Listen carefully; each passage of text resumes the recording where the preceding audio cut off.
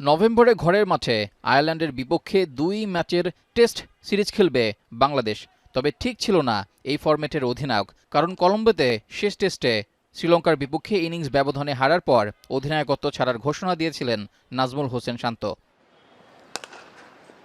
গুঞ্জন ছিল টি-20 অধিনায়ক লিটন কুমার দাসকে দেয়া হতে পারে টেস্ট দলের ক্যাপ্টেন্সি।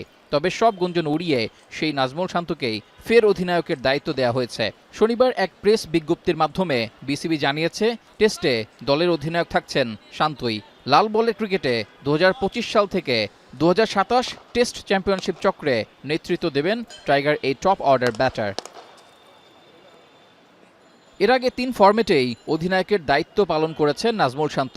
তবে টি-20তে পারফরমেন্স ভালো না হওয়ায় তাকে সরিয়ে লিটন দাসকে দেয়া হয় ক্যাপ্টেন্সি। এরপর ওয়ানডে থেকেও শান্তকে সরিয়ে দায়িত্ব দেয়া হয় মেহেদী হাসান মিরাজকে। শ্রীলঙ্কা সিরিজ থেকেই শুধু টেস্ট দলের দায়িত্বে ছিলেন শান্ত।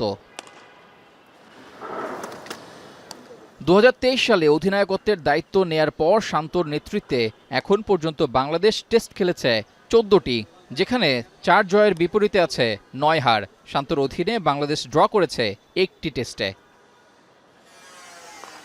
জয়ের সংখ্যাটা কম হলেও টেস্টে বাংলাদেশের ইতিহাসে সফলতম অধিনায়ক নাজমুল শান্তই। ৫ টেস্টের উপরে নেতৃত্ব দেয়া বাংলাদেশি ক্রিকেটারদের মধ্যে জয়ের হার সবচেয়ে বেশি তারই। এখন পর্যন্ত শান্তর জয়ের হার প্রায় ২৯%। ১৯ ম্যাচে অধিনায়কত্ব করে ৪ জয়ে ২১% জয়ের হার নিয়ে দ্বিতীয়তে আছেন সাকিব আল হাসান। ৩৪ ম্যাচে মুশফিকুর রহিমের জয়ের হার ২০%-এর একটু উপরে।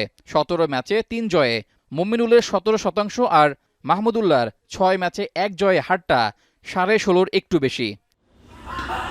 সফলতা, নেতৃত্ব গুণ ও পারফরম্যান্স সব দিক বিবেচনা করে পুনরায় নাজমুল শান্তকেই টেস্ট দলের অধিনায়ক করেছে টিম ম্যানেজমেন্ট। এখন দেখার বিষয়, আবারও সুযোগ পেয়ে টেস্টে সফলতার হার বাড়িয়ে নিতে পারেন কিনা শান্ত।